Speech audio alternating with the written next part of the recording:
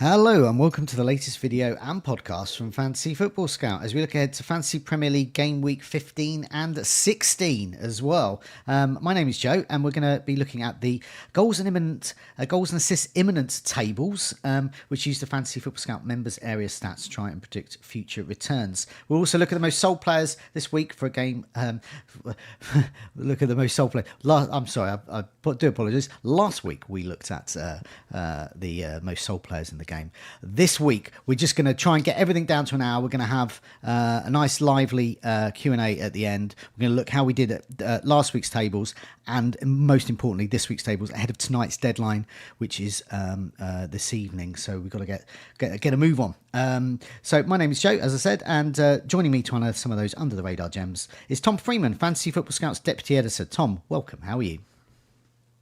Yeah, I'm good, thank you, Joe. Looking forward to Game Week 15, especially Villa against City tomorrow. Feels like a really big one for my own team. Made my transfer last night. I bought in Dubravka like a lot of people. So, yeah, ready to go. Okay, excellent. Now, I'm not getting any playback on my YouTube viewing there, so I'm hoping that you can all see me. Loads joining us in the live chat already, so if you could just say that you can see and hear us all clearly, that would be great. Meanwhile, welcome to J77 Lag, Leroy, Che, Joshua, Brian, N, Zakora and many more. Greetings from South Africa, says Leroy. Zakora is asking whether Odegaard is a good option other than Saka. So yeah, save those questions for the end. Put those questions up in the end, at the end of the chat, at the end of the show, and we'll try and answer as many as we can. As I said, we're going to try and get this down to an hour. Just before we look at how we did last week, I will have a look at. We've got a lovely offer. Don't want to miss this. It's 7-day free trial for Fantasy Football Scout members area. If you sign up now, you get the 7-day free trial, which is really handy this week because there's going to be loads of data and stats to pour over and lots of tools to have a look at, team comparison, that type of thing. You can also save 20%. So well worth having a look at that. We've got the website details on the screen for those listening on the podcast, fantasyfootballscout.co.uk. Have a look at that and have a look at that free trial if you're not a member already. Okay, everyone can hear us loud and clear. Thanks so much. YouTube is denying me some playback, so we can't see ourselves. Okay. This is how we got on last week. Really well, didn't we, Tom? This is quite something. Let's go with the first one, who's not quite something. Darwin Núñez. He blanked. Is he a duff? Have we been sold a duff? Sorry, Joe, you just cut out then. We were having a conversation, but we were coming up with a conversation before we went on air about wireless earphones. And I've got the wireless ones. My wife just called me on the phone and you completely cut out then. So I haven't had any of that yet. Was it about Darwin? Darwin, yeah. So I've just put up the goals imminent table from last week. I was saying we have done very well. Except for the top name, Darwin Núñez. Yes. Now, I swapped Watkins out. I had 2 free transfers. I swapped Watkins out for Darwin. I like the fixtures coming up. I do accept that he might miss a fixture, which could be the next one. But nevertheless, Watkins then hauled and turned up Darwin Núñez. Have I basically sold myself a complete duff here? Will he be Nathan Redmond? Will he be forever on this table, never to score? I don't think so. I mean, I get why it was a popular move, wasn't it? Given the doubt around Watkins, the next 2 fixtures against City and Arsenal are tough. I get why people did it, especially if you had a spare transfer. For a hit, I think it was a bit more debatable whether it was worth it. But for free, I get why people did it. But it was a frustrating performance. It was the Darwin of last year, I suppose, wasn't it? I mean, he hit the bar, didn't he? He missed a couple of really good chances. It's chaotic, wasteful. But if you strip it back, he's got, I think, 2 goals and 4 assists in the last 8, which is okay for the price point that he's at. I suppose the concern now is Gakpo comes in for this kind of plum tie against Sheffield United, which is what we expect will happen. I suppose Gakpo could play on the left as well for Diaz, but I think we probably expect him to lead the line. But you still got a good run of fixtures after. Go to Palace. United at home is traditionally a high-scoring affair, isn't it? So no, I think if you've made the move, you're down on points right now, but I think you've just got to kind of see it through Yeah. for a couple more game weeks, haven't you? Yeah, I mean, I made the two moves, so I got Bomo in for Bowen. He got me some points Yeah. back, so that double move wasn't as costly as it could be. Time will tell, though. So game week 18, I'm looking to get Watkins back in to Darwin Núñez. As you said, it's the next run of fixtures. So I do also anticipate benching. I saw some stuff. I think Spy on Cop was speculating on the on X that. Gakpo will start in Darwin Núñez's place for Sheffield United, but I think he'll come on, and I think he'll get 30 minutes against Sheffield United, so that'll do me. I'm okay with that. That'll probably mean he'll start next game again away at Crystal Palace, as you said, traditionally high scoring, and then against Manchester United, who become more in disarray with each week. I hear now that 3 to 4 local and prominent national journalists have actually been banned from the press conference. I saw that. When a leader bans the press, then that is not a sign of strength. I think it happened, and Mike Ashley at Newcastle when they and that did went something, well it wasn't going well. And it just and Ferguson used to do it as well. For all Ferguson's what people think of Ferguson, that was not an element of his character that earned him plaudits.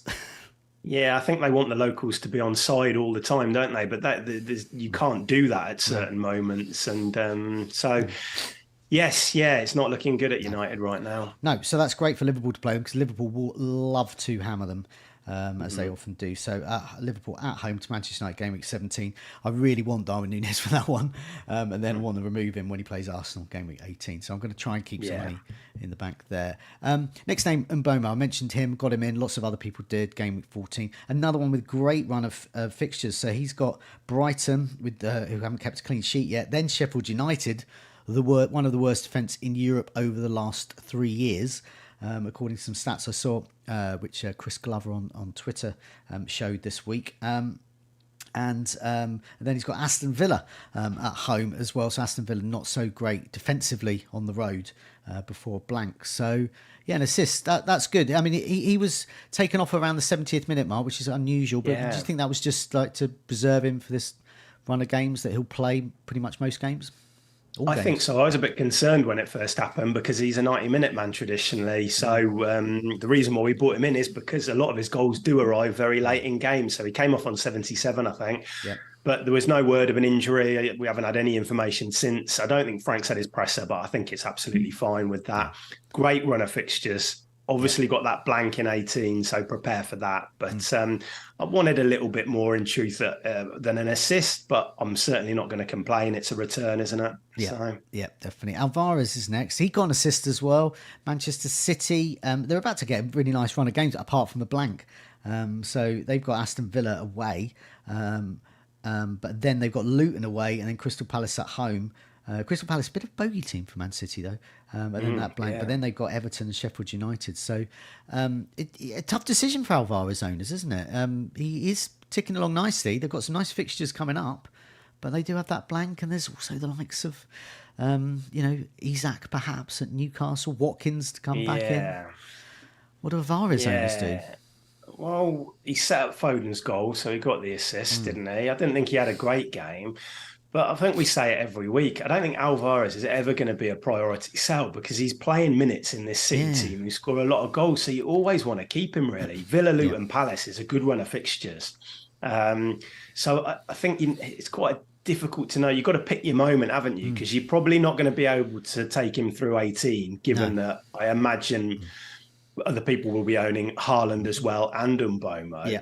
But I think I'd probably be tempted to keep him for as long as for a bit longer anyway, because you're not going to move to Darwin this week, given the uncertainty. You're probably not going to go for Watkins now because of those two fixtures.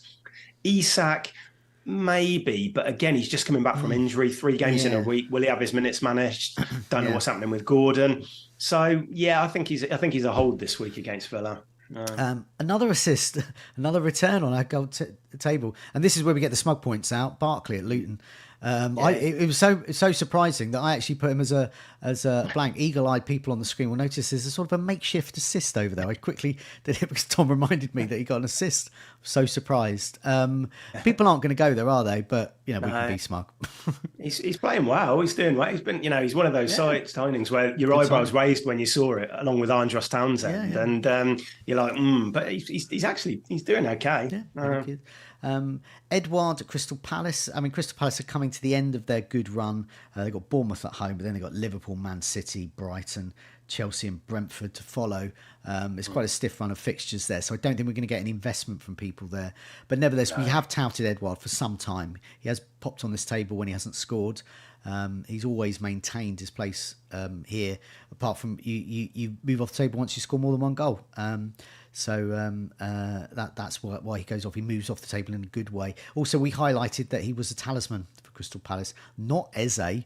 It's actually Edouard who's the guy that's actually dominating the goals, and that's what's transpiring. So, I'll sketch over him because I don't think people are going to go for a Crystal Palace striker. They might go for Gibbs White though. Nottingham Forest didn't return.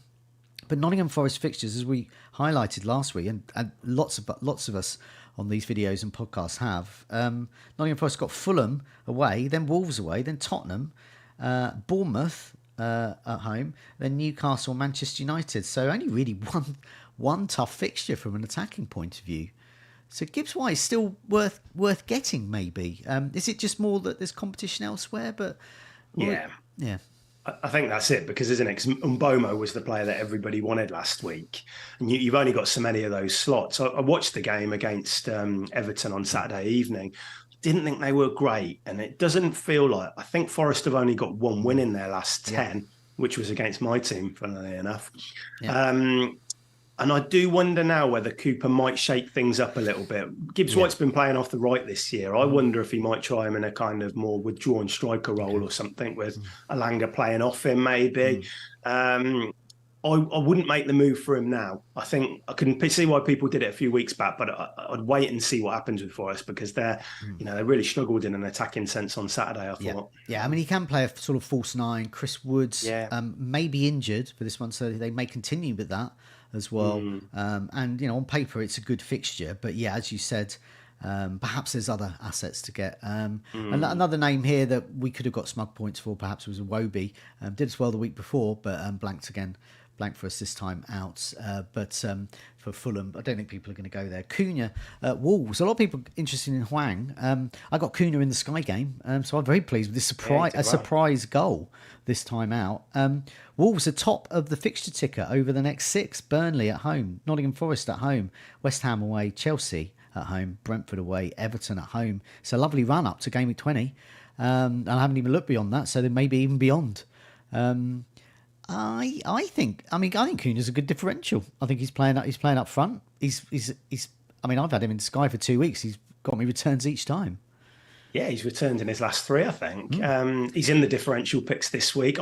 I always was of the opinion that he was going to be a bit more of a facilitator for the Hwang type players and things like that. But he's actually been a bit more clinical last few weeks. He's taken a lot of shots, great fixtures. So I think if you're in the market for a sub 6 million forward, he's probably the one to go for. Bruno Fernandes let us down, but that's more Manchester United. They're just a bit of a void at the moment as for FPL assets to sort themselves out. Last name is Semenyo at Bournemouth. He got a goal for us. More smug points for the differential there. He's emerged really for those like me who've got either a 3-5-2 or 4-4-2 setup. Instead of Archer, Semenyo 4.6, I think he is. I mean, he's the guy to get. He's playing, he's scoring. Yep. He's in Bournemouth are on the up as well. They're a good side now. He's one to get. I should be having him in my team, shouldn't I? Yeah, I think they're starting to look good, Bournemouth, now in an attacking sense. And Semenyo's been moved over to the left wing. Tavernier's been playing on the right. And Konza really struggled with him at the weekend, marking him. So if you're a cash owner, I think he'll come back in tonight on that right side, because we really struggled down that flank. But it looks like the go-to uber cheap forward. Yeah. I don't know. Is he playing in the African Cup of Nations at all? I just wondered if he's. Ooh, I don't know actually. But because I mean, I am really keen to get him in actually, if I can, because in game week 18, he plays Brighton, and I have to end that with Brighton's weak defence in game week 18. So he was far better than Archer, who I've got at the moment, and many other people have. He played Aston Villa away. So yeah, Semenyo, but. I think he is. Sakura in the live chat is also saying Semenyo, good third striker. I don't know because I don't know whether he's off on his travels.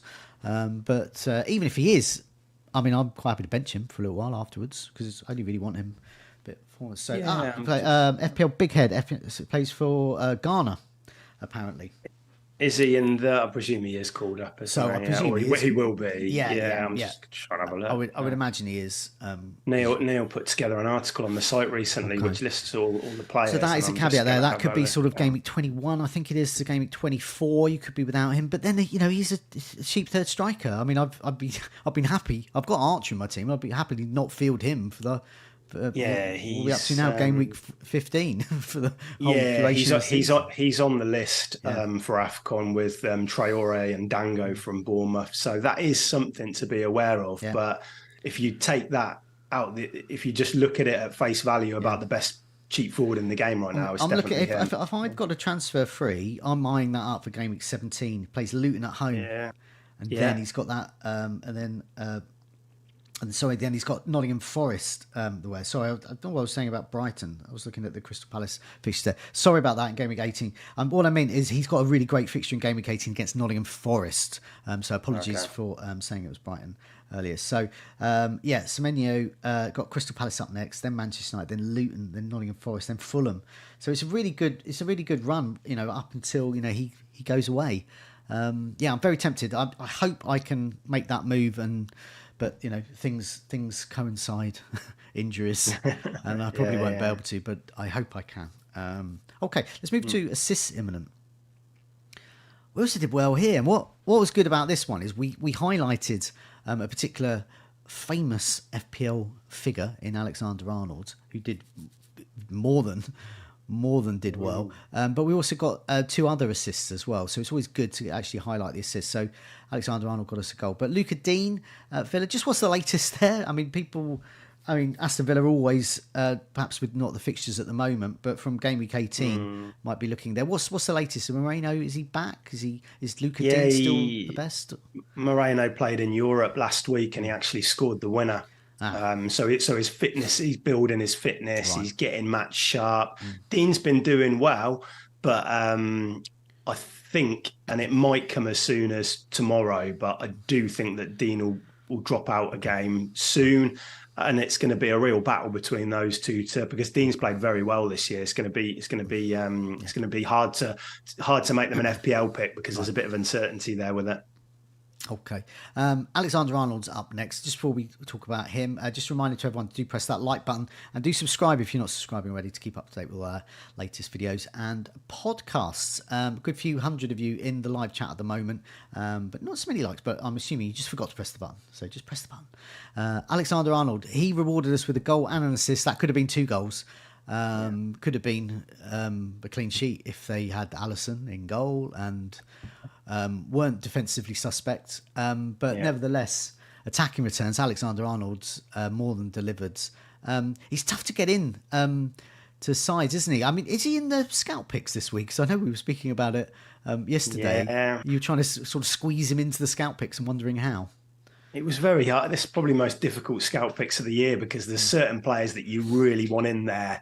And when you've got these kind of players like Saka and Son and Salah and Haaland, it's very hard to fit everybody in. But he did get in the end because we could go with Kalea or something like that. He's obviously much, much cheaper, but you really want to attack this fixture and get, when you've got a team going to Sheffield United in disarray, you want the biggest players, the most explosive players, I think. So he is in there. Okay. He played as a number 6, actually in midfield for some of the game against Fulham on Sunday. Okay. I still have doubts about him as an FPL asset at 8 million. I'm still Trippier's $1 million cheaper. Yeah. They've got Sheffield United, Palace, United, Arsenal in the next 4. He's hard to fit in, isn't he, Joe? Yeah, I mean, that's it. He's just straight. I mean, to be honest, Trippier's hard to fit in my setup. Yeah. So the Alexander Arnold's really, really tough to get in. But you have to make sacrifices, and it looks like in the scout picks you've got no Mbomo against Brighton, so that is a sacrifice. But that's the nature of owning Alexander Arnold. You have to make a sacrifice. There. Goodmanson at Burnley next. Incredibly, Burnley scored 5 goals and Goodmanson wasn't involved there. He was dropped. He was dropped actually. Yep, dropped. Maybe that's why they scored 5 goals. But yeah, no, they played Sheffield United, and so Sheffield United have a new manager now. An old manager, Chris Wilder, is back. Yeah. Heckenbottom's gone. So perhaps there'll be a new manager bounce, a new old manager bounce. Martinelli's next. Remind me, is he still in your team? No, I sold him. No. And I mean, it's been so painful. If anybody's still got him, they'll know what I'm talking about. Because I think he hit the post at the weekend. Yeah. He's playing really well when he's not playing in the Premier League. Like in Europe, he's getting returns. Just on a bad run in the Premier League. He's going to explode soon. There's going to be a brace for him. 15 pointer or whatever. But it's just, frustrating own. Alvarez we've already covered there. He got the assist. Pereira at Fulham. I don't think many people are going to go there, but he's a bit too expensive. Well, he was great when he was 4.5. He was mainstay in my team, but a little bit too expensive when you've got the likes of Palmer, who's next on the list, and also Gordon, who's a little bit more, who are doing ever so well. So Palmer is next. He wasn't necessarily dropped. But it was a precaution because of a training ground injury. But he did nevertheless come on, and so it can't be that bad. And so I would imagine he'll start now. I don't think he was dropped or anything like that. It just seemed to be a bit like when Sterling was dropped because he was ill, and people thought he was being dropped, but he'd been the mainstay ever since. I think they're wary of the schedule. Pochettino's wary of the volume of games they got coming up. Annoyingly, he came on just moments after Chelsea got a penalty. Yeah, that's the way it goes, though. But Gallagher's suspended for the United match, so we might even see Palmer as a number 10 in this one. Okay, definitely. Fernandes, we just mentioned Manchester United's problems. He blanked as well.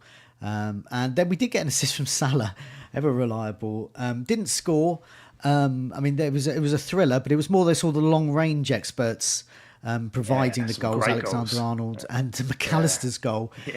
Are almost as good as some of the goals he scored at Brighton, but I mean, very similar. That's what he's got in his locker. Just absolutely unbelievable goals, and you wonder how he can score them. But so Salah, but Salah faces Sheffield United next. So I expect he's not on goals imminent because he's scored lots of goals recently. And I suspect he might actually be off. We'll find out in a sec whether he's still on assists imminent. But I think he might have over delivered there, so he's off in a good way. But yeah, Salah, he's my captain. Is he your captain as well? Oh yeah, absolutely. Yeah, I can't captain Haaland against Villa anyway. And with the players they've got out, including Rodri, I wouldn't go there anyway. Salah's always been the captain this week, and if Gakpo plays, it could actually be quite good for Salah.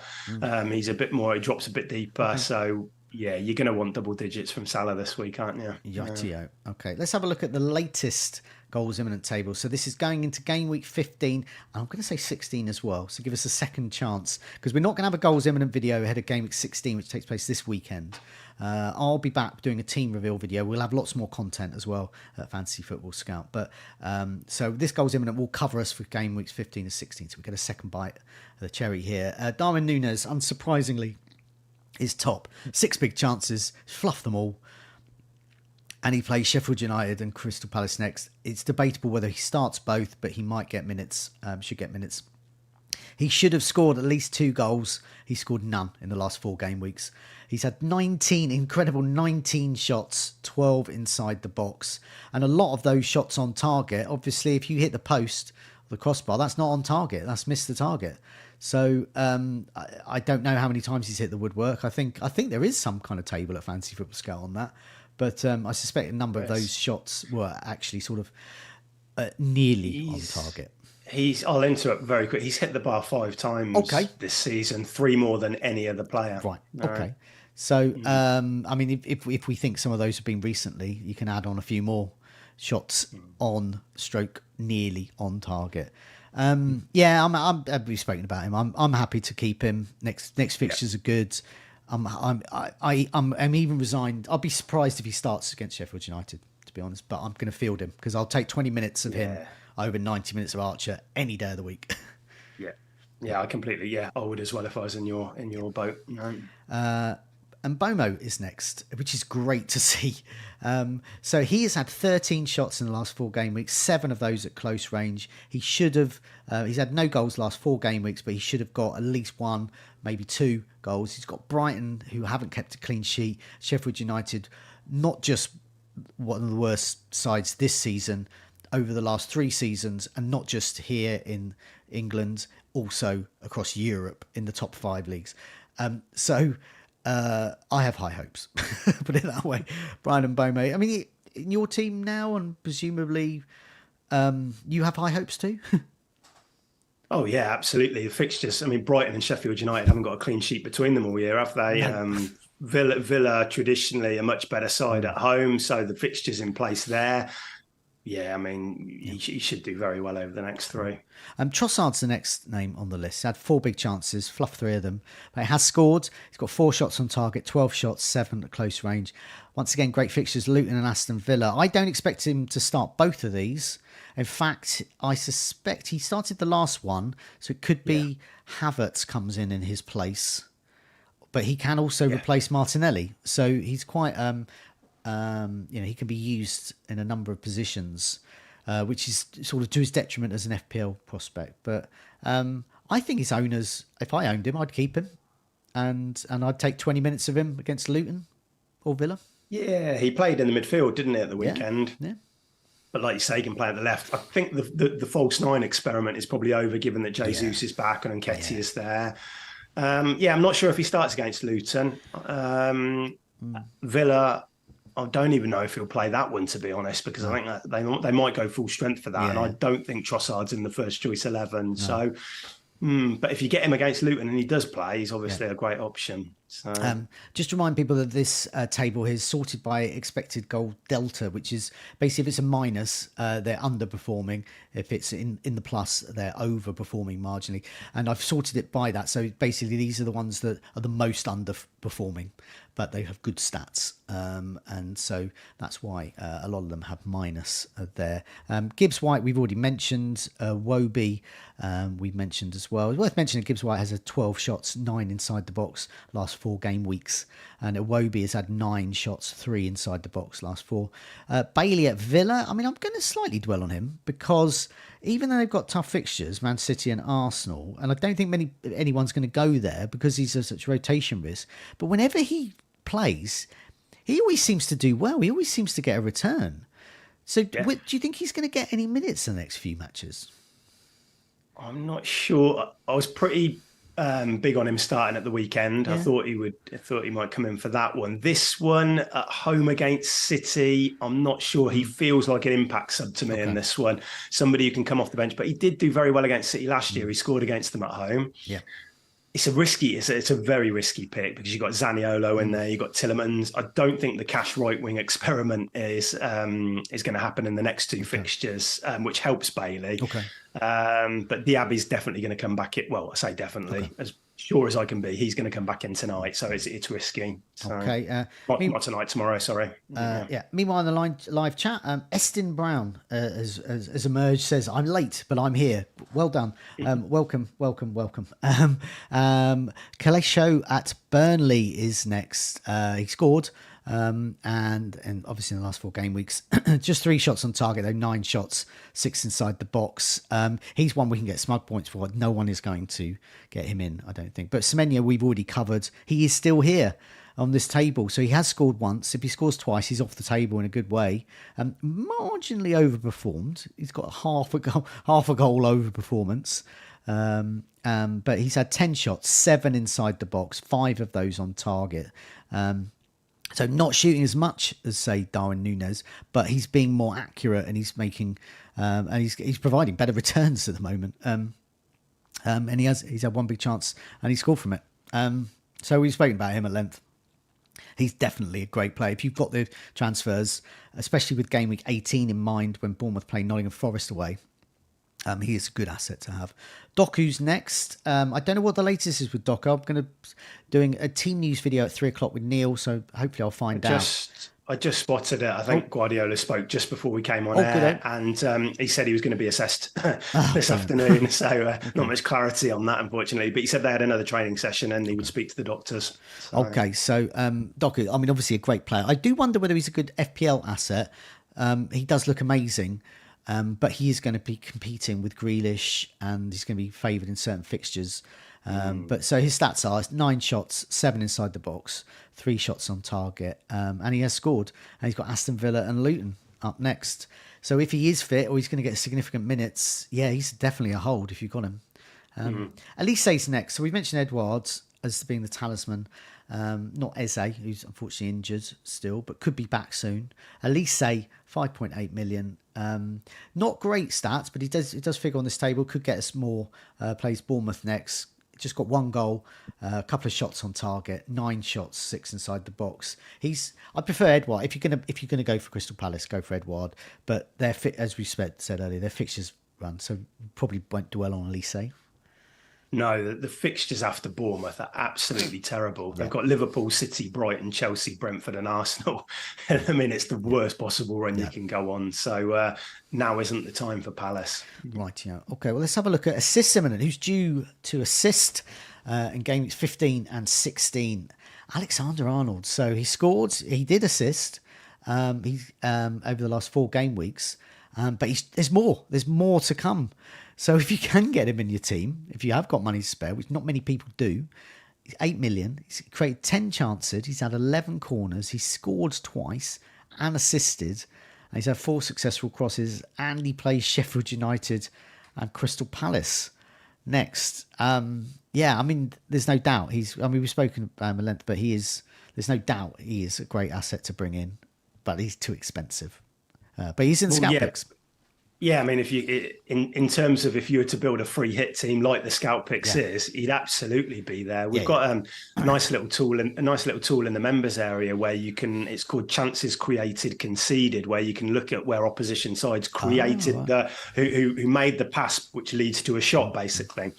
And if you look at Sheffield, I was looking at Sheffield United yesterday, and there's these big kind of blobs of where there's a lot of action happening in the kind of the half spaces around about where Alexander operates in this kind of inverted role. So when you see stuff like that and how many chances Sheffield United are conceding in that kind of zone, that was what kind of pushed us into putting him in the Scout Picks. Great fixture. I think clean sheet. Do you think they could see a bounce with Wilder coming back in, Joe, or do you think it's too soon? They haven't got the players. I feel sorry for the manager who's just gone, because he got them up considering they had to sell all their best players, put them back on loan. I mean, they were all loaned anyway. They sold 2 of their best players. They somehow got promoted with lots of transfer problems anyway, it's quite incredible the job he's done, to be honest. I can't. I mean, even if De Zerbi went there, I can't even see. I can't see, or Emery. Our club's managers who are great. I can't see them turning it around. They just don't have the personnel. Especially, I mean, when you've got a player like McBurney who just gets sent off for 2 yellow cards, just like ridiculous challenges. I mean, what can Heckingbottom do? About that?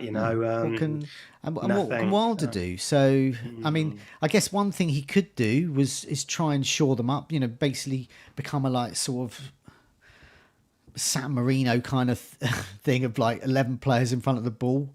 And the formation will change the same, because Heckingbottom's playing a 3 at the back quite a bit this year anyway. But have they got the personnel to be that organised and kind of sit back in a defensive 5 and frustrate teams? I'm not even sure they can do that. Well, I mean, we'll find out tonight, but I'd be very surprised. All depends what he does in the transfer window, if they can get anyone. Yeah, Luca Dean, we've mentioned, he's still here. So he could get an assist. As you said, Man City without Rodri. So that could mean there's goals. So that could mean there's an assist for Luca Dean, who should play in this one. 9 chances created in the last 4 game weeks. Odegaard's next. I will stop on him because he's created 7 chances. He has scored. He's had a couple of successful crosses. Luton and Aston Villa next. Is he emerging again as an option? Because he's sort of being a good player still, but not getting us returns. But Do you think there's been a change in Arsenal? Do you think Odegaard might get more returns? Well, he was great at the weekend against Wolves. He looked back to the old Yeah. Odegaard, I thought, like dictating play, got the goal. And when he plays well, if he plays well, Arsenal tend to play well, I think. Yeah. He's so important for them, isn't he? Is he ahead of Saka? No, I don't think so. There might come fixture runs, though, where you want to double up on them. Yeah. I think he may be, my feeling with Odegaard is he maybe overperformed a little bit last year. He scored, 15 goals or something ridiculous. So, but he's still a good player, obviously, and a decent FPL asset. It's just whether he's better than Saka, and I'm not sure he is. No. Next name's Goodmanson. Not going to dwell on him, but he has over his because as you said, he was dropped, but over the last 4 game weeks, he had created 16 chances and had 14 corners and 11 successful crosses. That's pretty good. That's amongst the best on this table. So it should be considered as if you're looking to save some money, but nevertheless. Perhaps he's lost his place for good. Tavernier, Bournemouth, that's my points, really. Just 1 successful cross, 7 chances created. But he has scored a couple of goals, incredibly, in the last 4 game weeks. Jan out at Brentford. I'm just sort of sketching over these because I don't think people are going to go for them. Jan out at Brentford, 5.3 million. They, of course, Brentford missed game week 18. So if you're going to invest in Brentford, it's going to be Mbomo, Rissa maybe a defender, but probably going to be Mbomo. 8 chances created from Jan out. But I will stop on Adingra's next on the list. And I'm really pleased he's on this list because he always looks good. He's in my team. He's my Palmer placeholder until sort of game week 16, 17-ish. He has got me returns in the short time he's been in my side. I mean, during that time, he scored in Europe. He's created 7 chances last 4 game weeks. He's just taken 1 corner, but he has scored. No assists and a couple of successful crosses. Brentford and Burnley up next. I can't see him starting both of these. He's started pretty much every game since March has been injured, including covering for Matoma. Even Matoma's missed games. And Adingra's not even getting subbed. He's doing the whole 90 minutes. Yeah. And I can't see that continue because he's only young. He's only about 15 or something. And Buonanotte can cover for him. Buonanotte did well, scored against Chelsea. I can see Buonanotte starting in place for Adingra, possibly against Brentford or Burnley. But I do think Buonanotte is nowhere near more than a 60-minute man. So I think Adingra, you're going to get... So I think hold those who've got Adingra, he's a hold for the moment, I think. Yeah, we had a question earlier on about if you should move Adingra to Palmer or Gordon, and long term that's a move. But I'm not sure now. I mean, Brighton have got 2 home games in a row, haven't they? Whereas the other 2 players have got 2 away games. And I was shocked to see those minutes. I had a look on it, expecting, he's coming off on 70, 75 minutes, but he's playing like 89, 90 minutes every week. So, and he's taking on European sides, and I mean, he's just Brentford and Burnley at home. I mean, he's a hold for me over those. In a way, I hope he is benched against Brentford because I'd really like to see him start at home against Burnley. You want the Burnley one, don't you? Yeah. But Martinelli's next. We've spoken about him. He's been removed from teams. There's just better options, especially at Arsenal. Odegaard could be that better option, but Saka's certainly delivering. He's not on these tables because he is delivered. He's not imminent. He's arrived. Trippier is next. It's good to see Trippier on here, though. Well, not for me because I'm a non-owner, but he's just got 1 assist the last 4 game weeks. It's because he gets lots of clean sheets and bonus and occasional goals, so that's why he's calling seemingly every week. 16 corners, 10 chances created. He's whipping balls in so accurately. The likes of Gordon, Isak, Wilson whenever he's back. He's got great forwards to supply to. 7 successful crosses. I mean that's high. So yeah, Trippier, he's not in my team, and I wish he was. 7 million. He's tough to get though, but he's in plenty of teams though. Yeah, I'm not sure I'd bring him in now. Newcastle are traditionally much better at home, and I think, as you can see there, the next 2 fixtures are away. And there are a lot of cheaper routes into that Newcastle backline now, aren't there, Joe? Yeah. With Dubravka and Livramento, Lascelles. I don't know how much longer he's got. There's a bit of word that Botman's kind of back Botman is back out training on the grass. as of this week, and it's just full team, I believe. Yeah, so it's not. It might not impact it in 15 or 16, but you don't want to be bringing in Lascelles now. But there are cheaper options there. Trippier's a great pick. Obviously, I just don't know if I'd go for him now. I think I'd wait till Fulham at home in a couple of weeks' time, and then they've got Luton and Forest, and that would be the time. Yeah, I mean, I've already made a move to remove Turner for Dubravka because 3.9 million. He's actually gone up, but so I did that move yesterday. Not because of that price rise, before people say, because I always go on my price rise. I just did it because I'm so busy today. I've got this video, I've got lots of other work to do, and then as soon as this finishes, I've got another video with the team news as well. So I just didn't think I was going to get to do it today, and I knew that Newcastle don't have a press conference, so I'm not going to learn anything new. Well, that's why I made the move, and I was aware that he was probably going up, and I'm not kind of dictated or ruled by price changes, but when you're pretty sure you're going to bring a player in and you know they're probably going to go up, then you might as well just make the moves, especially as you say, there's no pressure for Newcastle. There's no pressure. So. There's no new information. I'm happy with everyone else. Even the players I think are going to be benched in my team, Darwin, Adingra, I'm happy to keep.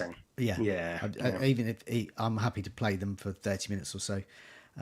Final name on assists imminent, and is Pereira. Once again, people aren't going to go there. If you're in the live chat, field us some questions. We've got a few minutes. Got about 10 minutes, quarter of an hour or so to pile through some questions.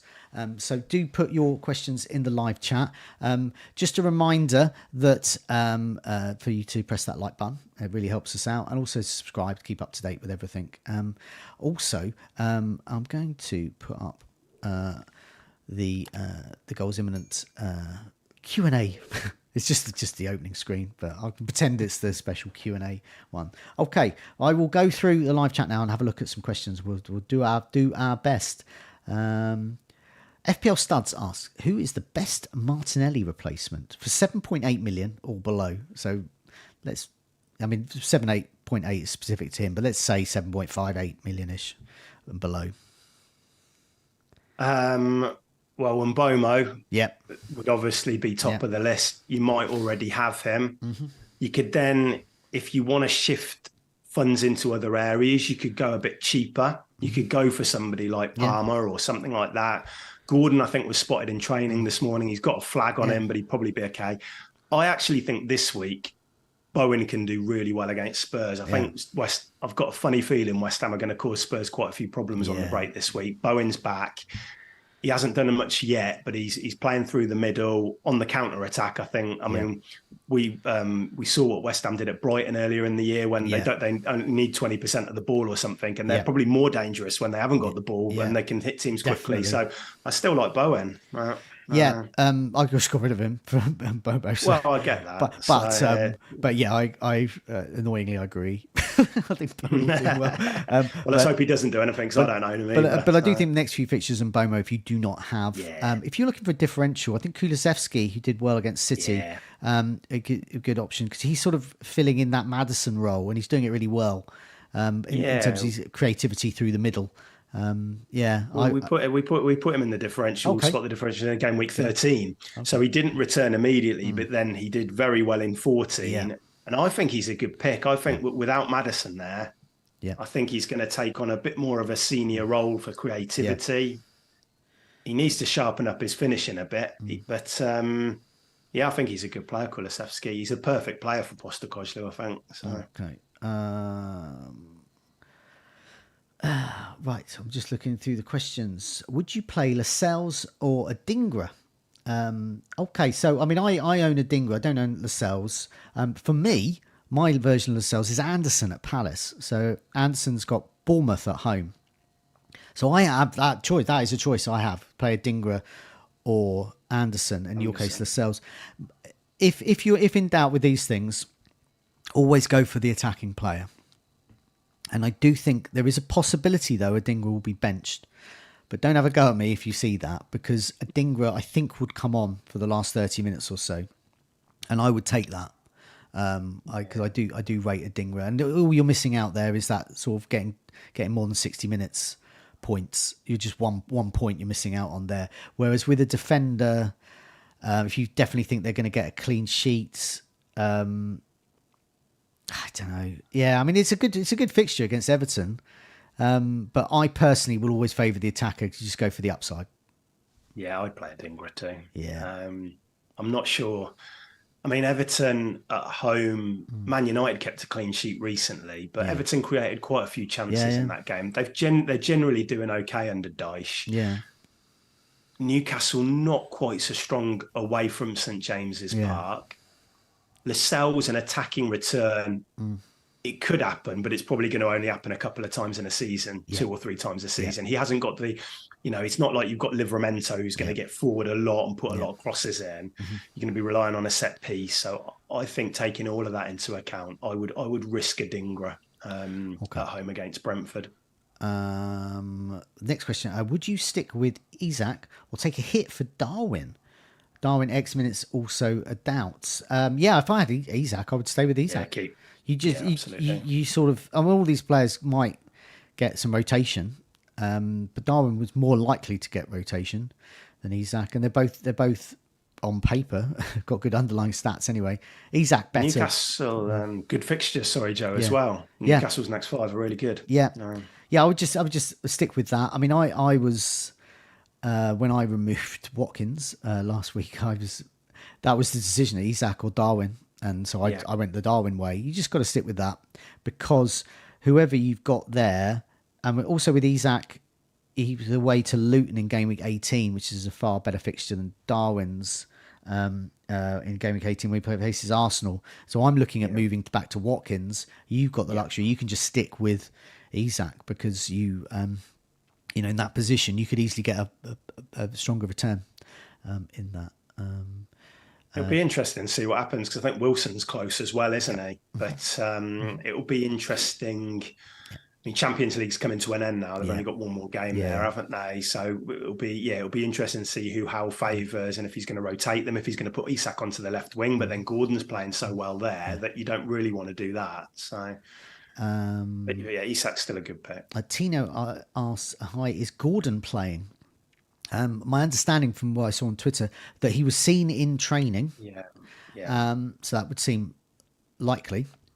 But I'll have a chat with Neil shortly. So watch out for that. That stream will start at 3:00. So we'll have all the latest from the press conferences and also the latest from those like Newcastle where there is no press conference before the deadline. Yun asks, is Dubravka worth a -4 this week? I would say not -4, because if you think about a -4 for him, then he's got to get a clean sheet. And what more can Dubravka do? So if you're taking away the points you would have gained from getting him.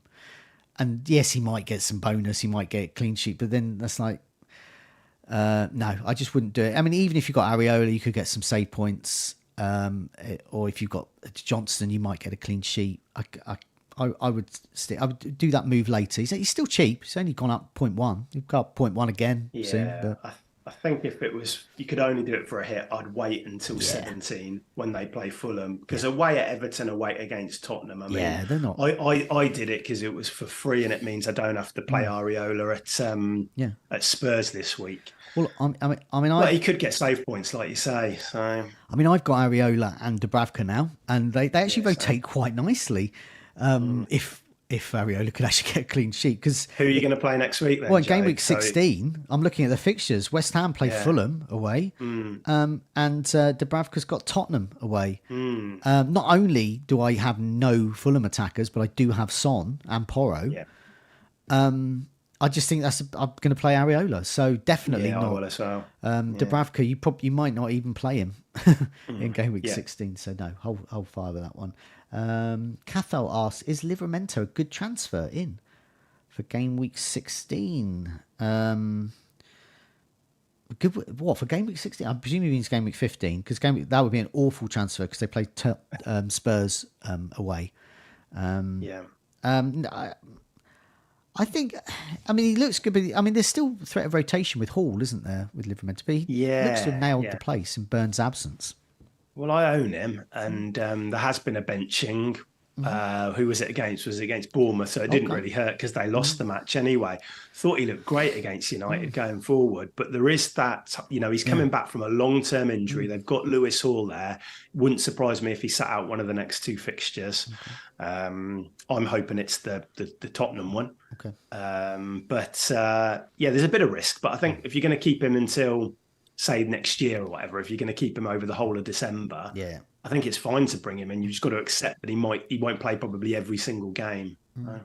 So Khan asked best defences to target from game week 16 onwards. Luckily, I'm going to give a plug to a video that myself and Tom did recorded yesterday, which is our team reveal video, and we had a special focus on the defences because we were in search of clean sheets.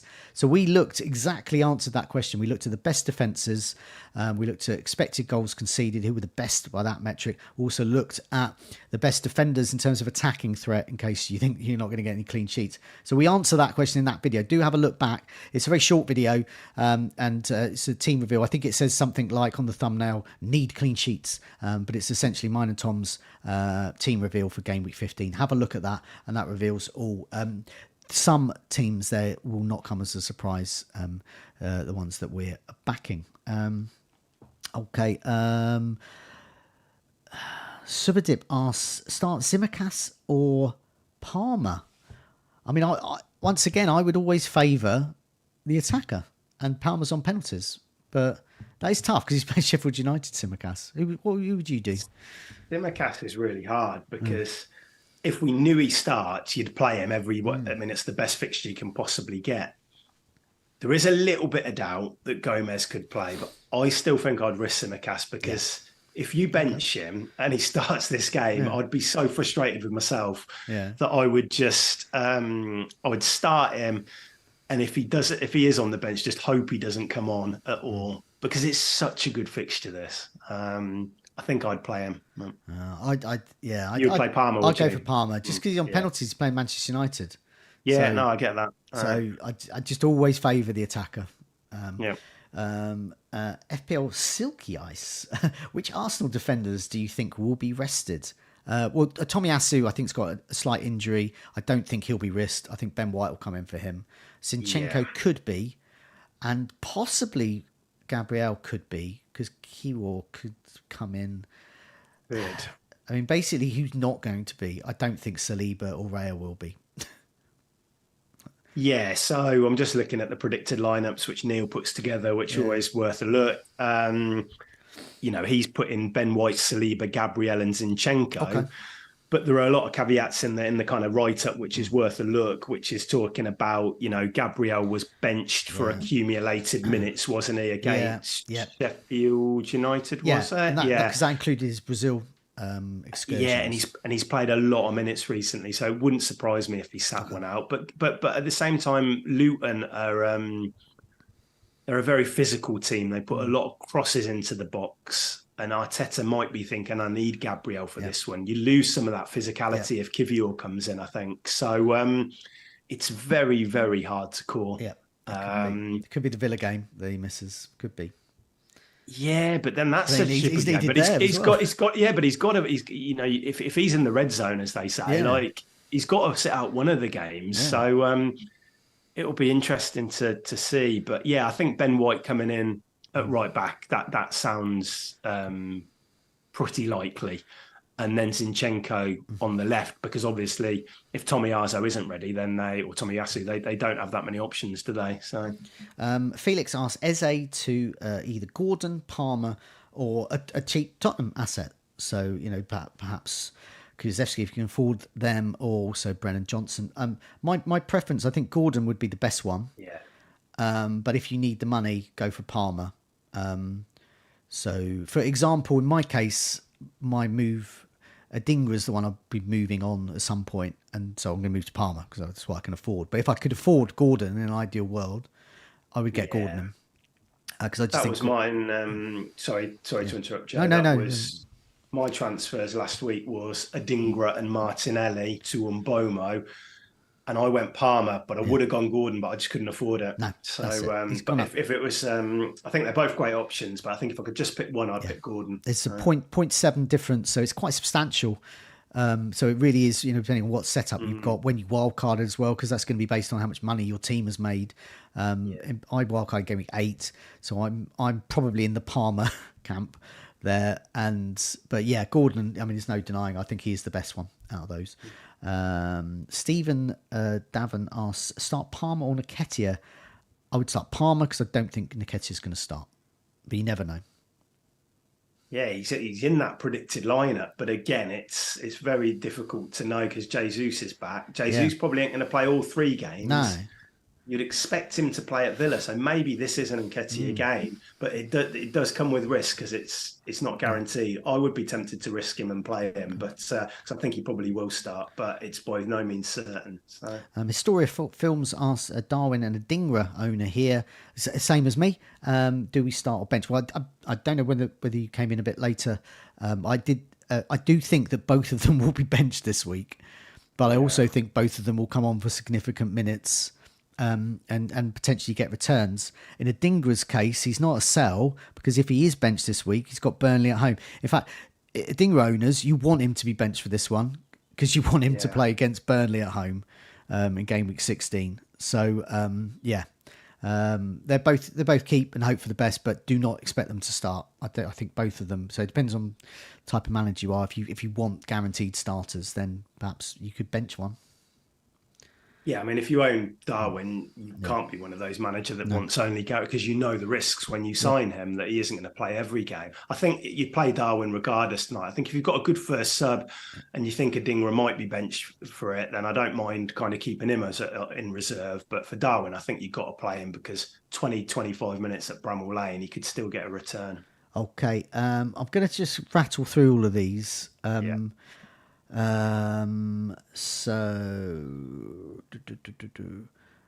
already answered the question. Bradley asked about Lascelles. We've already answered that one. Botman has been spotted back in training, so it's a ticking time bomb, a ticking Lascelles time bomb for you there, a ticking tasty time bomb even.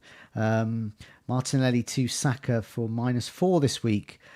I don't like -4s myself, and I think yes, that's a good move, but it's a sort of a luxury move, and not for -4 because then Saka's got a return definitely, and against Luton, but then Martinelli could return. It's against Luton. Yeah. I mean, I'm not a massive fan of hits either. I think if you plan well, and you can potentially a lot of the time you can make the move for free next week. So you just got to work out the timing of it. Just going back to the Adingra, because there's been a lot of questions about him. I'm just having a look at the team news, and it says De Zerbi will check tomorrow as to whether Matoma can start after his fitness-led benching in game week 14. So if you're an Adingra owner, that's a good thing, isn't it? If Matoma is not a certain starter, because that creates a space on the wing. Yeah, definitely. And Buonanotte, I think, could get minutes, but I think this bodes well for getting significant minutes for Adingra, even if Matoma starts. Let's have a look. Bench Zinchenko, Simicastle, Porro. None. I think Zinchenko could be benched himself, but I think they're all good. Bench someone else. Unless it's Trippier, play him. Makes me think what started, what are the 2 defenders you've got there? They must be like a Trippier or something like that. We've got a couple more minutes left, so apologies, I'm not going to answer all of these questions here. I'll just try and pick out the ones that we haven't asked. No one's asked this. Louisa, how about Semedo for a 2-week punt? Semedo? Yeah, we're looking at some Wolves defenders because there's they've obviously got 2 good fixtures. Wolves have been better at home. They've taken points off a lot of good teams recently. We went Totti in the scout picks just because he's 4.4. It was so tight we couldn't actually afford 4.5, which Semedo is. But there's Dawson as well at 4.5 who carries a bit of goal threat from set pieces. Semedo, I don't mind it as a wing back. He gets forward. If they play a 3 at the back, it's even better for him. I don't dislike that punt. And Simran asks, best defender to get this week, Porro or Livramento? Basically, the answer to any of the questions, Porro or ... is always Porro. Doesn't matter who it is. because he's great value there. Unless it's Trippier or Alexander-Arnold and you've got the money. If you've got the money to get Porro, get him. Don't mess around. Tottenham have got West Ham next, then Newcastle at home, Nottingham Forest, Everton in game week 18. That's crucial. Then they got Brighton and Bournemouth. He could get returns at both ends of the pitch, any of those. Romero is back as well from suspension. That shores up the defence a little bit as well. So you might even get some clean sheets there. I'm going to have to end it there because we've got a team news to get out at 3 o'clock. That's going to be a live stream, myself and Neil there. So a bit of a shorter one this week. So apologies for those we couldn't answer all of the questions, but we've got as many as we can. Lots about defenders this week, so lots of change there. But yeah, good luck everyone with your game week. Do remember to press that like button. Do remember to subscribe, and also remember that head over to Fantasy Football Scout. We've got that 7-day free trial offer for members as well. Tom, good luck with your game week. You're off for a few days, but be back next week for more goals imminent. Yeah, absolutely. Thanks for hosting, Joe. See you soon. See you soon.